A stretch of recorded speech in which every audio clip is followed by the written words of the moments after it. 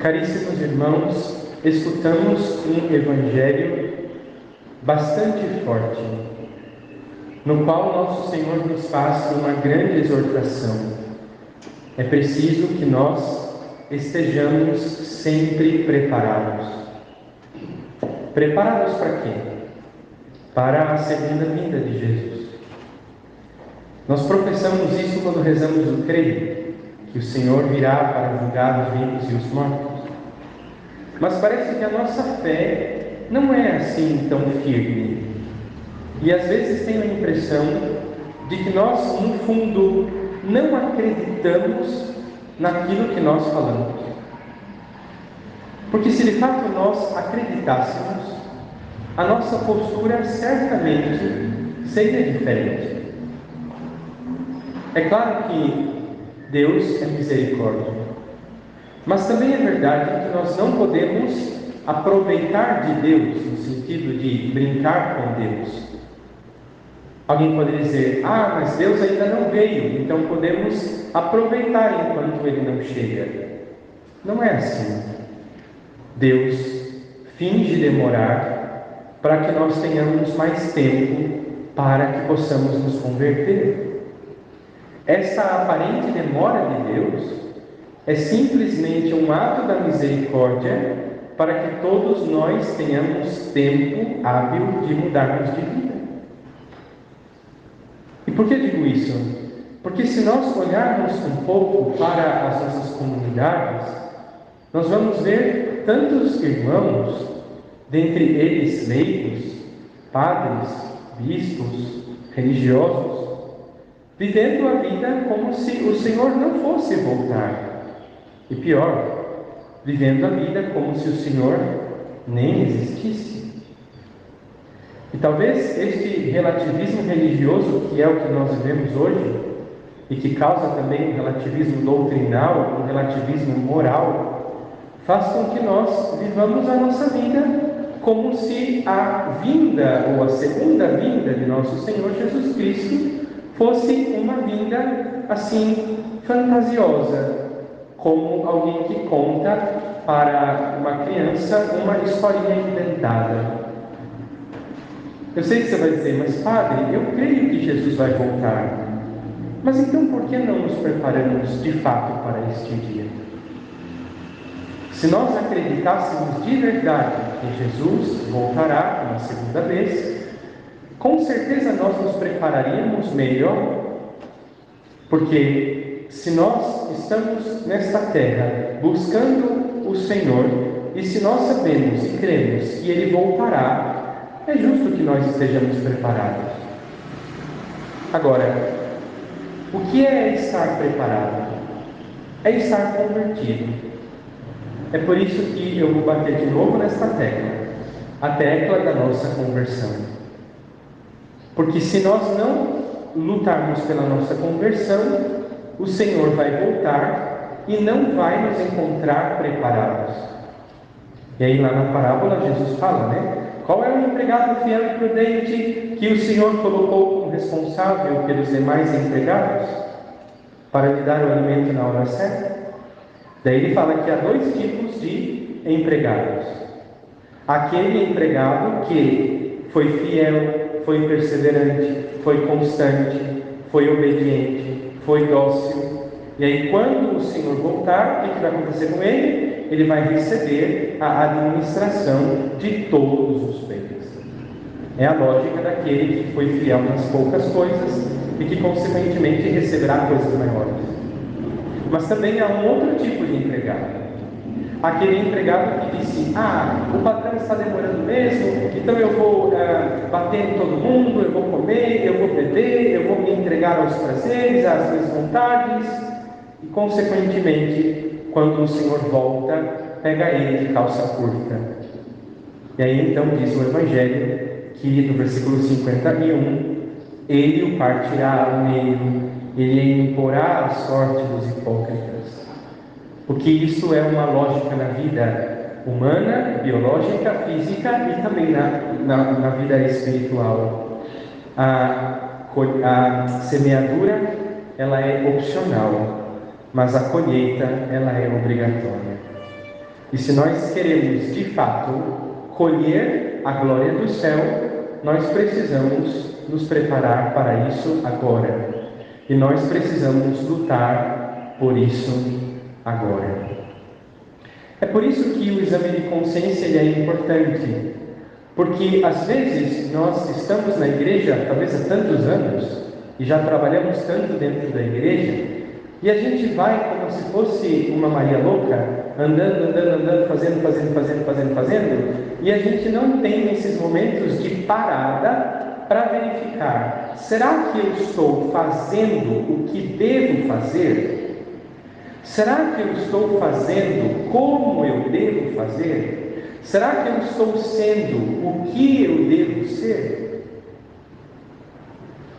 Porque se a gente não tomar cuidado, a gente entra no modo automático da vida espiritual e a gente vai fazendo, vivendo, trabalhando e ajudando, mas nós não paramos para avaliar como é que está a máquina. Não sei se você já trabalhou com uma máquina que está meio cega, que chama, né? Não corta mais, uma guilhotina cega ou uma outra máquina que já perdeu o corte. Você tem a máquina ali, mas se você não afiar essa máquina constantemente, ela vai perdendo o corte. Você pega uma guilhotina que está cega, você põe a folha, ela dobra a folha, assim, porque ela não consegue cortar. Às vezes nós somos assim. Você percebe que a coisa não está mais indo, que os frutos não estão mais nascendo. Ah, mas eu estou fazendo, eu estou participando, eu estou, entre aspas, rezando, eu estou na comunidade. Sim, está. Mas talvez não está fazendo o que devia fazer, ou não está fazendo como devia fazer, ou não está sendo o que devia ser, ou não está mudando o que devia mudar. E como é que a gente tem essa visão assim, geral da coisa? Por meio do exame de consciência. Por exemplo, se você o seu carro está com um problema, e você leva o seu carro para um mecânico, ele vai pôr o carro para funcionar e vai observar como está o funcionamento do veículo, para ver se as funções estão trabalhando corretamente, se as coisas estão encaixadas no seu devido lugar. Assim também o médico, se você chega para o médico e diz: olha, eu estou com um problema assim, assim, assim, né? Se ele for um bom médico, ele vai pedir um exame, um raio-x, para ele poder ver a visão geral da coisa. É exatamente isso que é o exame de consciência. É quando nós olhamos para nós mesmos numa visão geral, para tentar reconhecer como é que está a nossa vida, como é que está a nossa caminhada, como estão as nossas obras e como estão sendo os nossos passos dentro da vida geral, mas especialmente aqui dentro da nossa vida com Deus. Então, se nós realmente quisermos uma conversão autêntica, nós precisamos do exame de consciência. Por exemplo, eu posso chegar para você passa na frente de uma casa, a casa está fechada, né? E aí eu pergunto para você acha que essa casa precisa de uma reforma por dentro? Aí você vai dizer: não sei. Por que você não sabe? Porque você não a viu por dentro. Pode ser que por fora ela esteja ajeitadinha, mas por dentro ela está caindo aos pedaços. E você só vai se dar conta disso quando você entrar na casa. Assim também somos nós. Por fora, todos os que estão aqui, bem ou mal, estão arrumadinhos. Por fora, todos os que estão aqui, aparentemente, estão bem. Por fora, todos os que estão aqui estão corretos. Mas é preciso entrar na casa. E às vezes constatar que o cômodo está caindo, que o teto já caiu, que a fiação está pegando fogo. E se a gente não fizer o exame de consciência, a gente não consegue trilhar esse caminho de conversão. Porque se eu não tenho consciência da verdade, como é que eu vou saber o que eu tenho que mudar? Se eu não tenho consciência de como estão as coisas, como é que eu vou fazer um tratamento certo da situação? Como é que eu vou usar um remédio correto para aquele problema? Não tem como. Eu sei que na prática, porque nesse sentido também estou no pacote, a gente tem muito medo de olhar para nós. Porque a gente não quer descobrir certas coisas, ou pior, a gente não quer assumir certas coisas. E a gente vai andando assim, meio que dando uma ali que não vê, e a coisa vai indo, vai indo, vai indo, vai indo, vai indo, chega lá na frente e estoura. Por quê? Porque a verdade é sempre verdade. O problema é que a coisa começa pequenininha. Só que depois, quando a gente não cuida, a coisa vai indo, vai indo, vai indo, vai indo, vai indo, chega lá na frente e estoura, porque não foi tratada antes. É assim que nós somos. Muitos dos problemas que hoje nós enfrentamos, basta pensar no casamento, na vida da comunidade, na vida pessoal, na vida com os amigos, coisas que hoje nós estamos sofrendo. Se nós tivéssemos coragem, tivéssemos tido coragem de olhar para nós mesmos há algum tempo atrás, certamente algumas coisas seriam evitadas. Certamente algumas coisas que hoje nós vivemos, nós não enfrentaríamos. Por quê? Porque se nós tivéssemos tido cuidado, esse cuidado de olhar para nós mesmos, nós já teríamos trabalhado isso há tempos atrás e hoje estaríamos diferentes. Eu sei que na prática não é uma atitude legal, bacana. E talvez alguém possa pensar, padre, mas não é ficar vendo pelo em ovo, né? Buscando pelo em ovo? Por que eu vou ficar fazendo tanto exame de consciência, exame de consciência, exame de consciência? Por quê? Se você não conhecer-se, se você não tiver conhecimento de você mesmo, você não vai conseguir entender quais são as suas inclinações, as suas vontades, os seus desejos. E aí você vai para a confissão acusando as ações, mas não as causas. E é exatamente por isso que a gente vê muitos irmãos que não conseguem progredir na vida espiritual, porque na confissão eles acusam o ato, o pecado, mas eles não acusam o caminho do pecado. E como eu disse ontem, todo pecado é consequência de um processo. Assim como uma doença. Uma doença não começa do nada. Uma doença começa ali aos poucos. E se você não tomar cuidado, ela vai se alastrando, ela vai crescendo. Como um tumor, por exemplo. Se você descobrir mais cedo, é mais provável que você consiga tratar. Agora, se você não descobre isso com o tempo, é mais difícil. Então eu preciso desse olhar para mim mesmo, para que eu possa entender o que é que tem aqui dentro.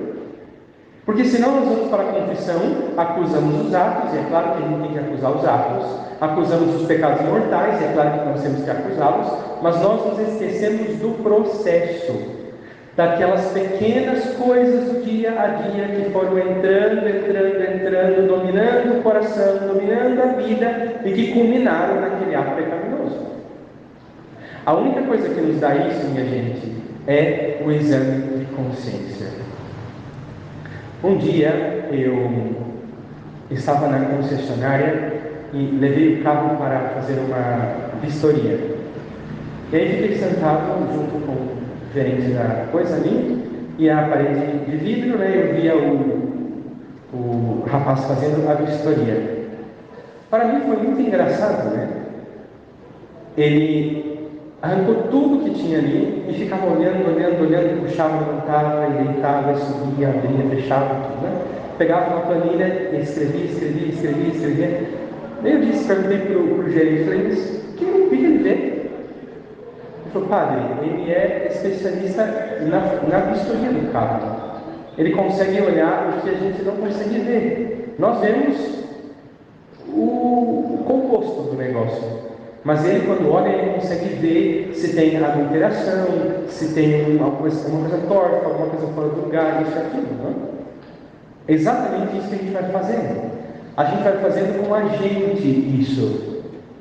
E sabe que aqui as mães, elas têm uma coisa que pode ser boa, mas também pode ser ruim. Porque a mãe, a gente brinca, que tem um sentido a mais, especialmente com o filho. O filho não precisa dizer absolutamente nada. Ela imediatamente percebe que existe alguma coisa não tão no lugar. E mesmo que o filho esteja um pouco longe, a mãe que tem essa sensibilidade maior, elas percebem que alguma coisa aconteceu. E como é que elas chegam a essa conclusão? Aparentemente está tudo normal, mas é um pequeno olhar, ou uma pequena entonação na voz, ou um pequeno gesto que ela percebe, há alguma coisa fora do lugar. Eu disse que isso é bom porque é instinto materno, mas às vezes é ruim porque a mãe pode invadir, talvez, a privacidade do filho, né? Da filha. E às vezes nem tem nada e ela fica... né? Isso que as mães têm, todos nós temos que ter para conosco. Porque às vezes pode ser que a mãe ou o pai, né, mas aqui é a própria da mãe, tem esse olhar clínico sobre o filho e não tem esse olhar clínico sobre si mesma ou sobre si mesmo. Então, assim como eu tenho uma facilidade de ler, por exemplo, o meu filho ou a minha filha, eu também preciso aprender a me ler. E como é que a gente aprende isso? Pelo exame de consciência. Vou dar um exemplo aqui muito vago, sei lá. Hoje, de repente, você teve uma atitude muito ruim. Você destratou uma pessoa. Né? E você chegou para a pessoa e você tratou ela mal, ignorou. Né? Você foi frio com ela, você tratou ela mal, você foi grosseiro, ríspido com ela. Este é o ato. Mas qual foi a consequência? Talvez naquele dia já não estava muito bem, eu já estava um pouco da pá virada, ou estava muito agitado, fazendo muitas coisas ao mesmo tempo, e aí algumas coisas que eu queria fazer eu não consegui fazer, algumas coisas que eu queria resolver eu não consegui resolver, e aí essa pessoa talvez tenha um jeito que eu não gosto muito, ou é muito paradinha, ou é muito um jeito diferente daquilo que eu gosto, ou, sei lá, essa pessoa lá 2 meses atrás teve uma atitude que eu não gostei muito, isso, aquilo. Bom, veja quantas coisas vão surgindo até que eu seja distrate aquela pessoa. O problema é que a gente precisa, em cada atitude que a gente faz, fazer esse questionamento: por que eu fiz assim? Ou por que eu falei assim? Por que eu tive essa atitude? Por que eu falei dessa forma? Por que eu resolvi assim? Tudo tem um porquê. As coisas não são aleatórias. Se você teve uma atitude, ou se você teve uma escolha, se você teve um comportamento, tudo isso tem um porquê. Só que a gente só vai descobrir o porquê se a gente fizer o exame de consciência. Você vai dizer: ai, padre, mas isso é muito trabalhoso. De fato é. Porque no dia que eu fiquei lá na agência de veículo, o rapaz demorou acho que uns 40 minutos para fazer a vistoria do carro. E é claro que eu também não vou pedir para você ficar 40 minutos fazendo exame de consciência. Mas você precisa pelo menos ter a coragem de se olhar. Não estou falando de se olhar no espelho. Estou falando de se olhar para o seu coração. Olhar para dentro do seu coração e ver o que tem aí dentro. Ah, eu não perdoo fulano. Mas por que está tão difícil de perdoar assim? Tem outras coisas ligadas a isso. Né? Eu não consigo conviver com tal pessoa. Por que não consegue? Tem coisas aí dentro. Situações mal resolvidas, outras inclinações, outras coisas. Tem que ter a coragem de olhar. Porque nenhuma atitude é isolada. Nenhum ato é isolado. Tudo tem um caminho. E é exatamente o exame de consciência que vai nos ajudar a entender as coisas. É o exame de consciência que vai nos ensinar a perceber as coisas. Eu vou dar aqui um testemunho. Quando eu comecei a fazer a pastoral de rua, eu tinha 14 anos mais ou menos. Né? A primeira vez que eu fiz pastoral de rua numa cidade maior, os irmãos que instruíam a pastoral de rua, eles sempre tratavam assim, é mais ou menos o modo como eu também tento fazer quando a gente faz pastoral. Um ou dois, geralmente dois, que eram mais experientes, eles iam para junto dos irmãos para perceber como estava a coisa. Porque tem dia que eles estão alcoolizados, tem dia que eles estão sob efeito de droga, tem dia que eles estão extremamente irritados, tem dia que eles estão extremamente violentos, tem dia que eles estão extremamente tristes, tem dia que eles estão normais. Então, vão dois para fazer a leitura, o exame de consciência. E depois dizem: podemos chegar? Ou hoje, não falem muito, não se aproximem muito. Por quê? Porque eu não posso chegar com uma alegria. Porque eu não sei o que eu vou encontrar. Eu não sei o que está acontecendo ali. É sempre uma caixa de surpresa, especialmente em cidades maiores. Então, a gente precisa ter essa leitura, só que de nós mesmos. Só que por que a gente não consegue ter essa leitura de nós mesmos? Primeiro, porque a gente não faz exame de consciência. Segundo, porque a gente não silencia. Segundo, porque a gente não tem coragem de meditar, parar para refletir. Terceiro, porque nós temos um hábito muito feio, que é o hábito da fofoca. E depois nós temos um hábito muito feio, que é ficar fuçando coisas por aí e por lá, que seriam as redes sociais. Porque às vezes eu fico lá horas e horas, vendo 500 mil coisas, e foto, e viagem, e vídeo, e isso e aquilo, tarará, tarará, e eu não tenho 5 minutos para fazer o meu exame de consciência. Qual é a consequência disso? A consequência é que quem não se olha, não se entende. E quem não se entende, não consegue se trabalhar. E aí nós vemos o resultado que nós vemos hoje nas nossas comunidades. Irmãos e irmãs que estão ali há tanto tempo e que são exatamente do mesmo jeito quando começaram. Por quê? Porque quem não se conhece, não se aceita. Quem não se aceita, não se supera. Então, o exame de consciência ele é necessário para que a gente possa crescer na nossa vida espiritual. Agora, é claro, é importante isso, que nós entendamos. O que é o exame de consciência, então? É quando eu me coloco diante da presença de Deus para descobrir o que existe em mim de bom e de mal. Especialmente aquilo que em mim não corresponde ao amor de Deus, ou não corresponde à vontade de Deus.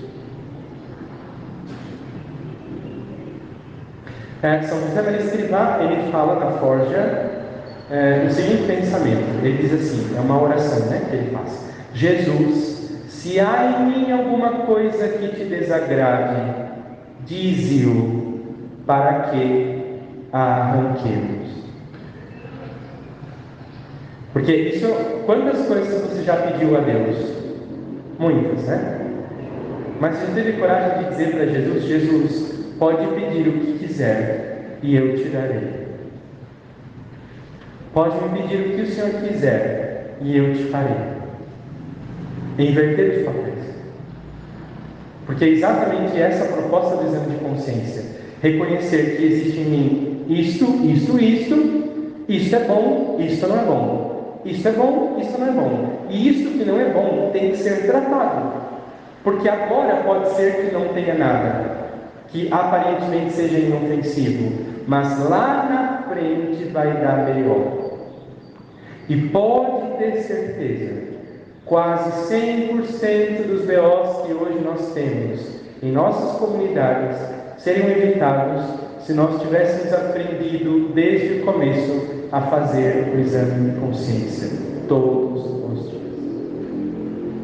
É importante a gente entender o seguinte, que o exame de consciência ele é uma necessidade para que a gente possa corresponder ao amor de Deus. Deus nos ama, ponto final. Eu não tenho que fazer nada para que Deus me ame. Deus me ama independentemente de qualquer coisa.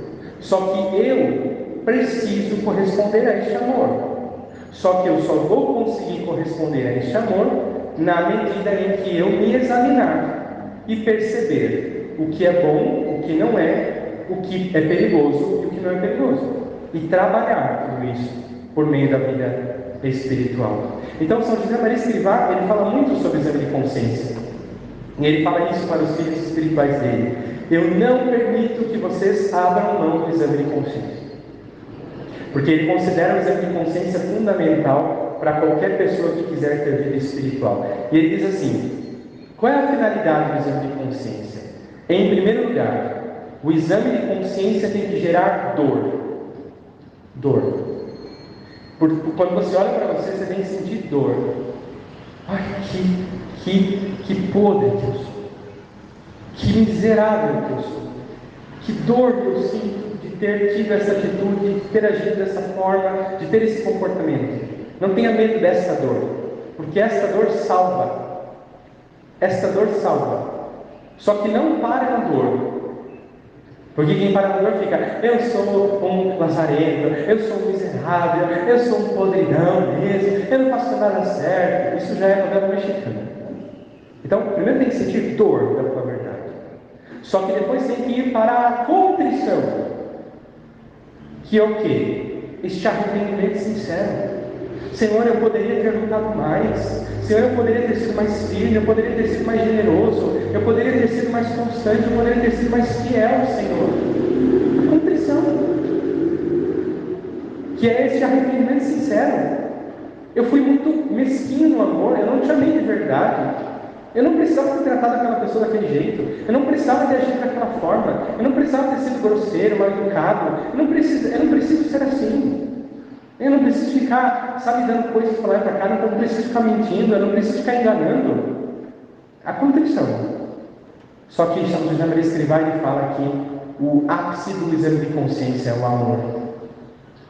Porque ele fala que todo exame de consciência não acaba em si mesmo, mas na dor de amor. Ou seja, depois que eu senti a dor e a dor me levou à contrição, isso tem que me levar ao amor. Ou seja, depois que eu senti a dor e me arrependi, eu tomo a decisão de amar mais, de lutar mais, de perseverar mais. Porque a proposta do exame de consciência é fazer com que a minha queda seja motivo para que eu lute mais. Não sei se você já teve essa experiência, mas pegue, por exemplo, um time de vôlei, sei lá, qualquer esporte, mas aqui um time de vôlei. Eles perderam a partida hoje e eles vão jogar semana que vem. É muito provável que eles comecem a semana que vem com o quê? Sangue nos olhos. Porque nós perdemos semana passada, agora a gente tem que dar a vida. A gente tem que dar o sangue. É exatamente isso que São José coloca. Eu senti a dor e a contrição do que eu fiz, só que isso, claro, me faz chorar, me dá dor, me dá um arrependimento, me dá uma contrição, mas ao mesmo tempo, no próximo combate, eu vou dar o dobro do que eu dei. E vou lutar o dobro do que eu lutei. Penso que está bom até aqui. Então vamos colocar no nosso coração, na nossa cabeça, que de fato o Senhor está voltando. Quando? Não sabemos. Nós sabemos que a segunda vinda de Jesus é um fato. E se é um fato, e se nós o amamos, por que não nos prepararmos para este dia? Porque pode ser que o Senhor volte para alguns de nós hoje. Porque se Ele não vier, Ele não quer. Pode ser que seja hoje. Então todo dia tem que ser como se fosse o primeiro, o único e o último. Estar sempre pronto. Não é viver uma vida neurótica, é viver uma vida realmente com responsabilidade. Ele vai voltar. Quando Ele voltar, eu quero estar pronto. Portanto, vamos começar a fazer exame de consciência, quem ainda não faz, todos os dias, para que verdadeiramente nós possamos progredir na nossa vida espiritual.